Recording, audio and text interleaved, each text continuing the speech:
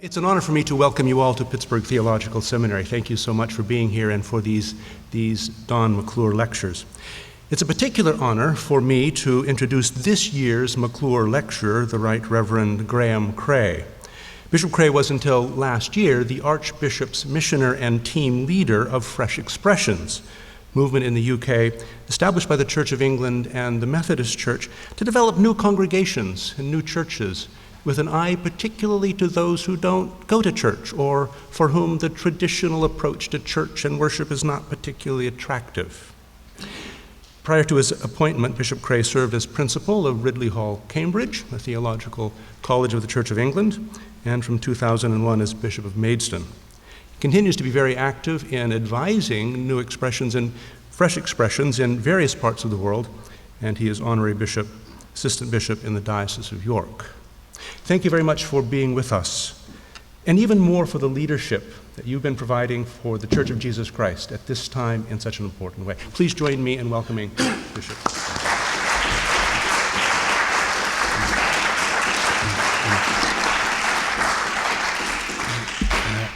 Thank you, everyone. It's a privilege to be here with you and to be able to address you. The first of these lectures substantially tells our story from the UK, so that in the hope that it will help your story, not in the hope that you will copy it. And the second is more a theological reflection on what we've been learning about the nature of a missional church through the work that we've been doing. So I'll get straight down to it. So first lecture, Gospel, Culture and Church Planting, insights from our Fresh Expressions initiative. Fresh Expressions is about forming new ecclesial communities through contextual mission. That's the definition my predecessor came up with. Hence the title of these lectures, Authentic Church, Contextual Church. But the story in the UK does not begin with direct questions about the church, but about the context, about the engagement of the gospel with a rapidly changing Western culture that led inevitably, but not immediately, to questions about the church. And the key original contributor to these questions was Bishop Leslie Newbigin, incidentally my favorite Presbyterian bishop. Bishop Leslie's first engagement with Western culture, The Other Side of 84, was not surprisingly published in 1983. And Foolishness to the Greeks in 86, The Gospel in a Pluralistic Society in 89 maintained the momentum. And it all led to a national conference in 1992 and the publishing of a collection of essays called The Gospel and Contemporary Culture. That was edited by a Church of England bishop, Hugh Montefiore, who introduced the concept of enculturation, quoting from John Paul II's encyclical Redemptoris Missio, and I quote, "Through enculturation, the Church makes the gospel incarnate in different cultures and at the same time introduces peoples together with their cultures into her own community. She transmits to them her own values, at the same time taking the good elements that already exist in them and renewing them from within." Now, the encyclical was making a general theological point about mission, but most people in the West read it as being about overseas mission. Bishop Montefiore applied it to home mission. And the Mission-Shaped Church report and the Fresh Expressions movement will return to this as an important source of inspiration 10 years later. In his foreword, Bishop Montefiore referenced the concept of root paradigms, the underlying assumptions held unquestioningly by a society. The first step in mission to a culture, he wrote, is to analyze its root paradigms in the light of the message and values of the gospel. And the early gospel and culture movement, paralleled by what became the missional church movement here in the book Missional Church, gave particular attention to the culture of modernity as the fruit of our Enlightenment history. Initially, it was less aware of the profound further changes within Western culture, which were accelerating at that time. And it took some other sources, the application of a book by Thomas Kuhn called The Structure of Scientific Revolutions, who spoke about paradigm shifts, seeing that applied by Hans Kung in theology for the third millennium and Christianity. And then above all, the South African missiologist David Bosch's book, Transforming Mission. This gave us a framework to begin to understand this time of transition. It gave us some tools with which to begin to engage it. And later on, Bishop N.T. Wright's analysis of the structure of worldviews gave us some greater sophistication. So Newbigin and Bosch were vital. We would not have got to where we were without them. But the most substantial cultural changes came to a head after they'd finished writing. But through them, we were learning to take culture seriously, which proved to be a vital step towards the fresh expressions of taking the local context equally seriously.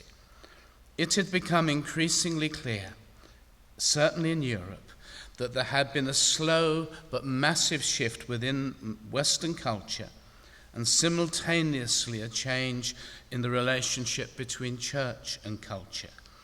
The first was often described as the transition from modernity to postmodernity, the second as from Christendom to post-Christendom, and both these terms are disputed, but the academic debates, frankly, are about terminology, what to call these shifts, and what degrees of continuity and discontinuity they are, than the reality of the changes.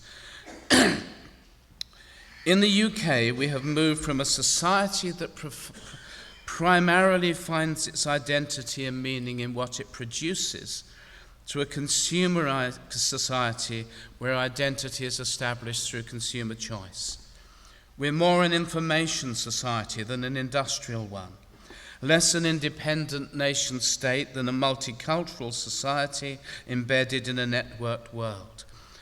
All of this and much more makes daily life be and seem and feel very different from the formative experiences of the more elderly members of the church. Society is now wired differently than much of an aging church, and whether we call it postmodern or something else is really immaterial. Furthermore, cultural change is not from one stable form to another. Cultures are never static, but the accelerated speed of change, the complexity of a joined-up multicultural world, and the fluidity of the resulting cultures make our times profoundly unpredictable. We're living in a time of discontinuous change. To quote the sociologist Zygmunt Bauman, the behavior of complex systems with a number of mutually independent variables is and will forever remain unpredictable, not just unpredictable to us because of ignorance, negligence, or dim-headedness, but by their very nature. Because the world we inhabit is as complex a system as can be imagined, its future is a great unknown and is bound to remain unknown whatever we do. The future is unpredictable because it is purely and simply undetermined. Now, theologically, of course, that's not true. Christ has secured the future. We live towards the future that he has already secured through his incarnation, death, and resurrection. But in the praxis of mission, we live at a time when previous experience and previous models as key to reaching a culture are very fallible guides for the future. And the relationship between church and society has also changed. The Church of England was and still is central to the ceremonial life of the nation. We do royal weddings very well. But for much of the population, the church has become peripheral, a service provider for certain life stage rituals, or simply irrelevant. The foundation of Christian values has been substantially eroded, and knowledge of the Christian faith has become minimal. Now, halfway through our Anglican Communion decade of evangelism that took place in the 1990s, the Church of England's National Officer for Evangelism, Canon Robert Warren, published a book called Building Missionary Congregations. Warren recognized both the major cultural shift which was taking place and pointed to the missionary nature of the local church and its role of the primary age of mission. And building missionary congregations prepared the ground for the report I was involved in called Mission-Shaped Church. Now, the other major precursor to the Fresh Expressions initiative was the church planting movement within the Church of England. It had become increasingly clear that a strategy based entirely on an attractional or an invitational approach, inviting non-church goers to come to a course or event, was inadequate to engage our changed context. It needed to be supplemented by a go-to strategy of church planting. So the first National Church of England Church Planting Conference was held in 1987.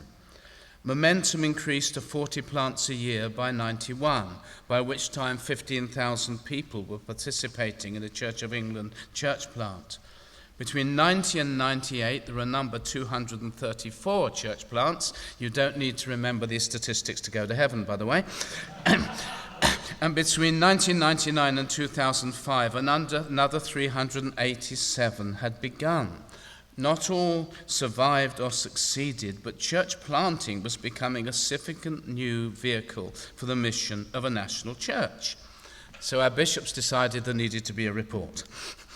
So in 1994, the House of Bishops published Breaking New Ground, positive about church planting in principle, gave some guidance to good practice, and saw it as a supplementary strategy to geographical parishes.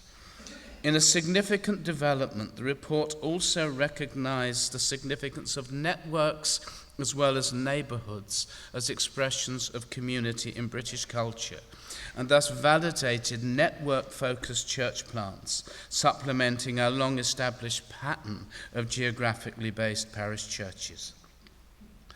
The cultural context of mission in the UK was changing fast, but there was also increasing evidence of missional imagination in response to it. New models of church plants were being established, and as a consequence, a new report was commissioned in 2002, and I was appointed as chair of the Working Party. We were asked to review the continued relevance of Breaking New Ground, which was by then out of print. We were to make an assessment of church planting as a mission model and of the changing cultural and ecclesial contexts. What was the environment in which we were called to be and do church? We were also asked to look at issues of emerging church and new church, and to comment on a number of forms of church that were new to the Church of England, such as youth congregations, cell church, multiple congregations, and network church. Our report was published in 2004 as Mission-Shaped Church, Church Planting and Fresh Expressions of Church in a Changing Context. And I've been running to keep up with the Church of England ever since, and that definitely was a new experience. The central recommendations were that we should complement our geographically based parochial system with fresh expressions of church. That in each diocese there should be a strategy for the encouragement and resourcing of church planting and fresh expressions to reflect the network and neighbourhood reality of society and of the mission opportunity, and that this strategy should be developed with ecumenical collaboration. Our report saw church planting as a complementary strategy to our historic parochial ministry, rather than the previous report's supplementary view. I wrote this in the introduction. It is clear that the parochial system remains an essential and central part of the national church's strategy to deliver incarnational mission. It's a matter of pride that wherever there is a community, we have a parish church. But the existing parochial system alone is no longer able to fulfill its underlying mission purpose. We need to recognize the variety of integrated missionary approaches is required. A mixed economy of parish churches and network churches will be necessary in an active partnership across a wider area, perhaps a deanery, you would speak of a synod. In addition, our diverse consumer culture will never be reached by one standard form of church. The report was debated by the General Synod, our national governing body that February, and virtually unanimously commended to the dioceses and departments of the Church of England. I step out of my script to say that's a miracle. It's a matter of principle at our National Synod that there is no unanimity about anything. And we have had a totally unanimous re-endorsement of the policy twice since, once in the context of a faith and order report. So the Holy Spirit can work even through synods. But I'd better get back to my script. Mission-shaped church brought the gospel and culture and the church planting movements together. It combined cultural analysis with a theologically renewed church planting strategy. Now, at their ordination, as at every licensing to a new post, Church of England priests take something called the Declaration of Ascent. They recognize that the good news uniquely revealed in the Holy Scriptures and codified in the historic creeds must be, I quote, proclaimed afresh in each generation. They promise to use these foundational spiritual resources, I quote, to bring the grace and truth of Christ to this generation. The term fresh expressions of church was drawn from this central commitment to proclaim afresh to this generation. It also implies that a fresh expression must embody and express the historic faith for this generation. The Working Party coined the term fresh expressions of church as a coverall for the variety of new or recent forms of church plants or culturally focused congregations which it had identified. Those listed in the report, hold your breath, are alternative worship communities, base ecclesial communities, cafe church, cell church, churches arising out of community initiatives, multiple and midweek congregations, to which we would now add missional clusters or mid-sized communities, network churches, school-based congregations, seeker church, traditional church plants, traditional forms of church inspiring new interest, including new monasticism, and youth congregations. I now draw a breath. As the work developed later, we added family and under fives congregations, children's congregations. The list was never intended to be comprehensive. The number of models identified so far has grown to 21, but I'm thinking it's probably now 22. And its purpose was to demonstrate that imaginative missional initiatives were already taking part in the Church of England in response to the changing culture described in the report. The Working Party had prayed that we would offer our church a report in which it would recognize itself, rather than a broadside from a bunch of radicals telling it what to do. And this prayer was answered by the response of the General Synod and by the events which have unfolded ever since. Church planting had been championed by Archbishop George Cray, an evangelical. Fresh expressions of church found their champion in his successor, Archbishop Rowan Williams, an Anglo-Catholic, thus preparing the way for a much wider support for fresh expressions than that of one tradition. In his Diocese of Monmouth, Archbishop Rowan, then Archbishop of Wales, had championed a number of missional initiatives, which after mission-shaped church we would have called fresh expressions of church. Our report was completed before his appointment as Archbishop. I was one of his bishops in the Diocese of Canterbury and reported our findings at our first meeting. He was ahead of me at every point. He became a significant permission giver, encourager, apologist, and theologian, and is a world-class theologian for the movement. It was Archbishop Rowan who had coined the term mixed economy in a foreword to a report called Good News in Wales. He wrote, "We may discern signs of hope. These may be found particularly in the development of a mixed economy of church life. There are ways of being church alongside the inherited parochial pattern."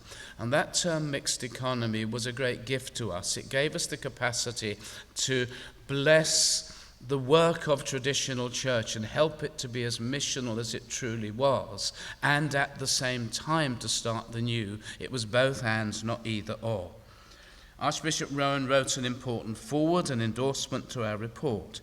From a human perspective, The maths goes like this. Mission-shaped church plus Archbishop Rowan Williams equals Fresh Expressions Initiative, a primary way in which the Church of England became that little bit more missional. And this strong public support and endorsement has continued enthusiastically with Archbishop Justin. I actually have an outfit like that, but I thought it wasn't contextually appropriate to wear it today. Following the General Synod debate, the most important consequence was the decision of Archbishop Rowan to create a team to act as a resource to the diocese as the recommendation of the report was put into practice. Again, I risk stepping off script. If I dare say so, I spoke about this in Fuller Seminary Chapel, and my dear friend Professor Eddie Gibbs said, "Most reports gather dust. This one has gathered momentum." And it gathered momentum because the Archbishop released envisioning and training resources to back it up. The Methodist Church immediately asked to be a partner. Their national advisor on evangelism and church planting had helped us write it. From the beginning, the Fresh Expressions team and initiative have been ecumenical. The United Reformed Church, the Congregational Federation, the Presbyterian Church of Scotland, and the Salvation Army are now full partners. There are also mission agency partners involved at a variety of levels: Church Mission Society, Church Army, Anglican Church Planting Initiatives, and for a time the 24/7 prayer movement. And all the regional training courses we deliver are delivered ecumenically as a matter of principle. And Fresh Expressions has proved to be an international gift, hence I'm here, as well as an ecumenical one. Without any deliberate promotion, it has been taken up in alphabetical order: Australia, Barbados, Canada, Germany, with considerable interest in other North European countries, New Zealand, South Africa, and guess what, the USA. Without exception, these are ecumenical partnerships. I've been particularly moved to see the active partnership of Lutherans and Roman Catholics together in Germany. There are 9 mission-shaped ministry courses, training courses running in Germany. Every single one is Lutheran and Catholic together. And even more so that in South Africa, the Anglican and the Dutch Reformed churches are full partners together. There is a new ecumenism emerging through partnership in mission. Now, reflecting on the first 2 years' experience, the national team came up with a provisional formal definition. A fresh expression is a form of church for our changing culture, established primarily for the benefit of people who are not yet members or do not yet attend any church.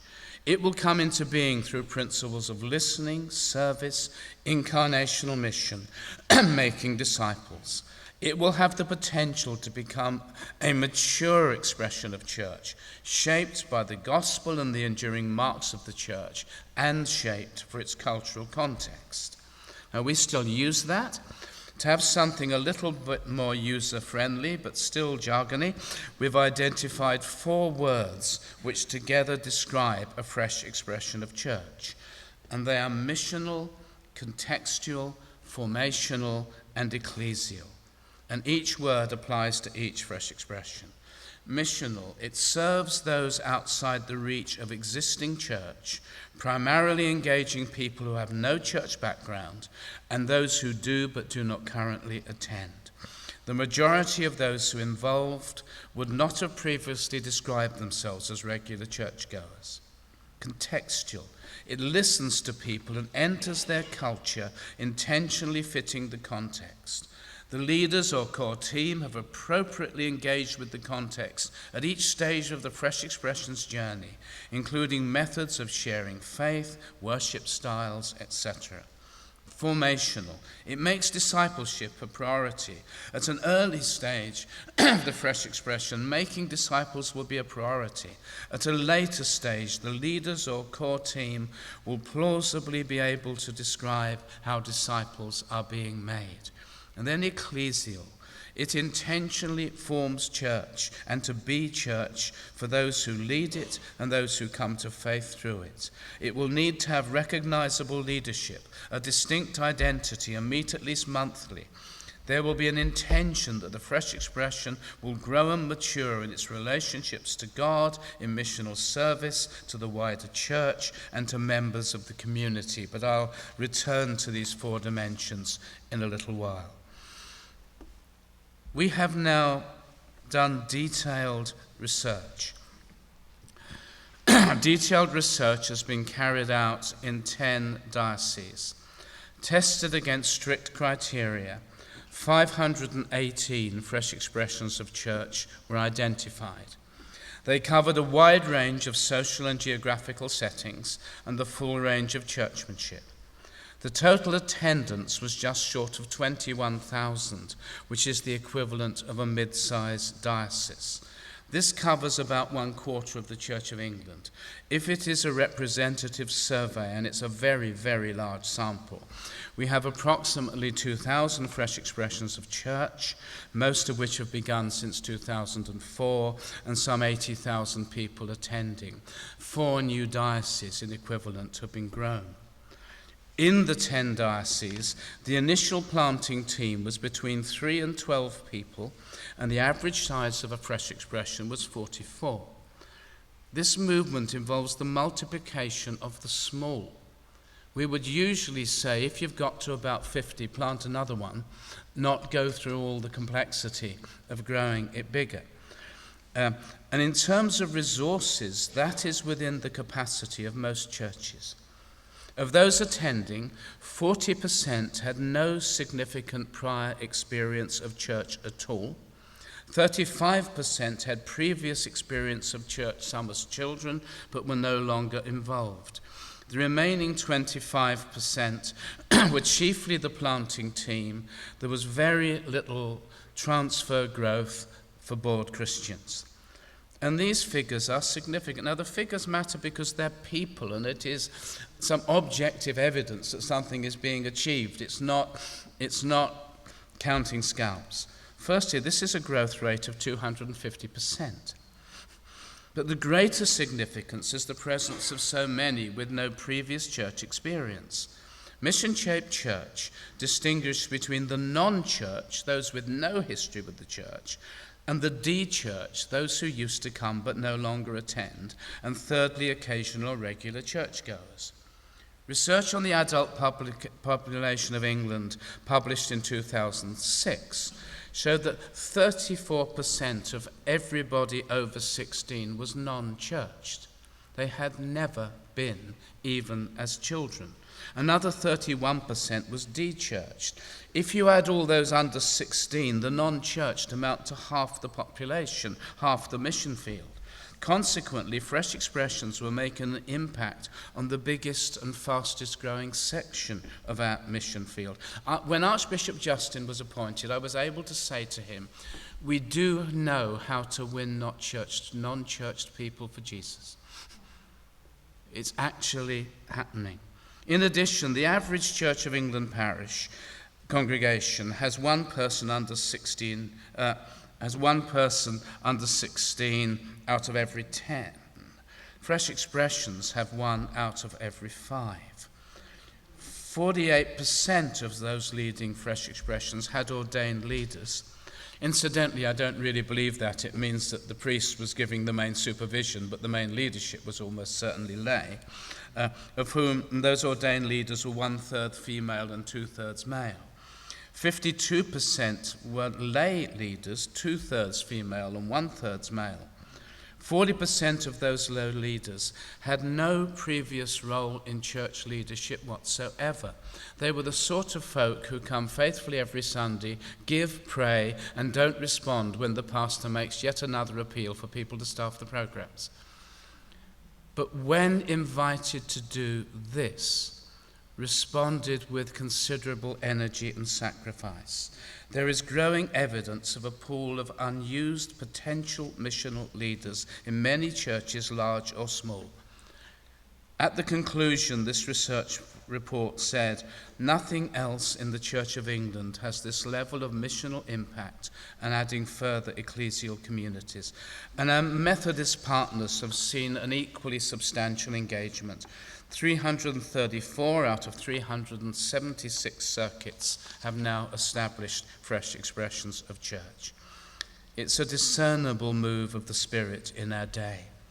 But when I look at what the Holy Spirit has brought into being, there's a threefold ecology in which this has flourished. At the local level, there is a new imagination about the forms the church can take for the sake of mission. Ordinary, everyday Anglicans are imagining being church in a way that they would not have imagined 10 years ago. Missional imagination and missional leadership is being released, often in unexpected places. And instead of being trapped within a tightly defined traditional picture of church, mainline Christians are imagining being church in ways they would not have considered before. Fundamentally, this is a grassroots movement of the Spirit. If it were not, a national initiative would not have been known to this degree. It can only be top down because it was originally bottom up. At a senior leadership level, there's a new atmosphere of permission for missional initiatives and experiments. Rather than the bishop would never allow it, parishes are discovering that the bishop would be very disappointed if they didn't try. So it's both bottom up and top down. My fellow bishops are more aware of declining numbers and aging congregations than most of their flock. They visit those congregations week by week. And during a visit on this theme to Australia, the Bishop of Adelaide told me, forgive the appalling Australian accent, "I say to my people, more of the same just leads to less of the same." But the support is not just pragmatic. Many are happy to recognize the evidence of a new work of the Holy Spirit. Some new legislation has proved necessary, and Archbishop Rowan what he called a principled and careful loosening of structures to give the new ecclesial communities space and time to grow. And finally, the National Ecumenical Team provided resources to help parishes develop missional imagination and training, and to help them learn best practice. Training courses, a website reporting local stories and gathering lessons from best practice are easily acceptable. We have at least 200 stories written up on that website and about 60 or 70 filmed. The ecumenical partnership means that each partner can benefit from the lessons of the others and identify the generic features of this movement. And this combination of missional imagination, official permission, and practical resources has allowed fresh expressions of church to develop across substantial parts of the participating denominations. Local Christians can imagine establishing something new without being disloyal, and can get help and learn what to do. Fresh expressions is always an abbreviation for fresh expressions of church. A fresh expression always involves the development of a new congregation or the transition of an existing piece of work so it becomes a new congregation. This is usually a new congregation of an existing local church, but could also be a standalone church plant within the missional plan of a deanery. We don't apply the term to projects whose long-term aim is to transfer people to existing congregations. We don't think that's a sin, but it's not what we're trying to do. Fresh expressions begin as fledgling congregations with the potential to become mature. They are church, and when they become mature, they will not be like the church that planted them, because they're designed for a specific cultural context that is not being reached by the church that planted them. This move from they come to us approach to mission to a we go to them approach cannot be achieved by taking church as we know it and putting it somewhere else. Nor will it be adequate to clone something that works somewhere else, even if that's a fresh expression of church. There are no packaged answers for the re-evangelization of former Christendom nations. The key to planting fresh expressions is discernment in context. Much more about that in the second lecture. Two phrases have emerged to summarize our most important emphases: seeing what God is doing and joining in, and dying to live. The first is based on the assumption that the Holy Spirit is the lead missionary and is at work ahead of us when we go to a new group or context. The second is based on the assumption that cross-cultural missionaries, and reaching people who don't go down to the street these days, is often cross-cultural mission. Cross-cultural missionaries do not impose their cultural preferences on those they're trying to reach. Rather, they cooperate with the Holy Spirit to create authentic church for and with them, if necessary at the expense of their comforts, preferences, and some of their traditions. Drawn from John 12:24-26, unless a grain of wheat falls into the earth and dies, it remains just a single grain. If it dies, it bears much fruit. That text was central to the Working Party. The Spirit of God engaged us very powerful with it. And we believe that this emphasis on dying to live is a distinctive contribution to church planting practice and theory. Otherwise, planting is just cloning. We are aware that this sort of cross-cultural planting cannot be reduced to a formula with one stage neatly following another. However, for beginners, we recommend this sequence: the listening process to God, the local church, and the community which you are engaging is not just the starting point, but the ongoing foundation for all that develops. Discernment is the key capacity from start to finish, which is why it speaks about ongoing listening under the diagram, as well as having listening in the first circle. Serving, being good news before sharing good news, provides the points of contact and establishes the new congregation as one that will seek the kingdom for and in its community, and not just be church for the sake of church. The essence of the church itself is community, not event. Building community and mutual relationships rather than just ministering to unconnected individuals is vital if the fresh expression is to be a real community rather than a weekly event. From the beginning, the call is to long-term discipleship within a community of disciples. And we've studied closely the way in which fresh expressions make disciples, and are clear that this must be intentional from the start, not added on as an afterthought or a further stage. At the end of this process, a public gathering for worship can then be shaped, which takes proper note both of the gospel and its traditions, and of the specific people and context for whom it's intended. A frequent mistake is to start with an act of worship before the relationship have been formed that would guide the design of that act of worship. This is an incarnational approach, not an attractional one. And the intention of this model, we call it the Fresh Expressions Journey, is not to impose a strict linear approach. That would be counterintuitive to the emphasis on discernment, but rather to demonstrate from experience of the Spirit's leading why normally certain things are best done before other things. Once these underlying values become instinctive, a more flexible journey becomes possible. The suggested sequence is more like the scales which musicians have to master before they can improvise. Within those disciplines, they then can improvise. Discernment is necessary at every stage and every transition in this model.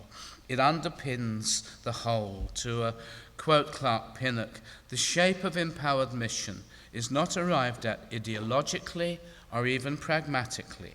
In mission, we ask not just, is this action good and necessary? We also ask, where is God's leading? Is this God's undertaking? Spirit leadership is essential.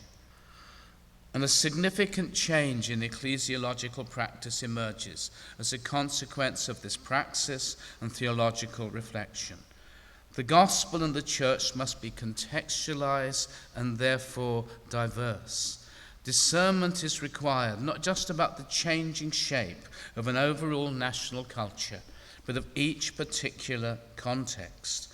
Although the dominant Western culture which shapes our lives is one of individualist consumerism, the key to planting a fresh expression of church is the local context.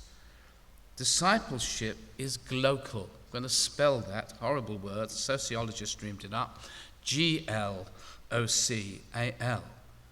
Glocal. In each locality, global change meets local circumstance and history.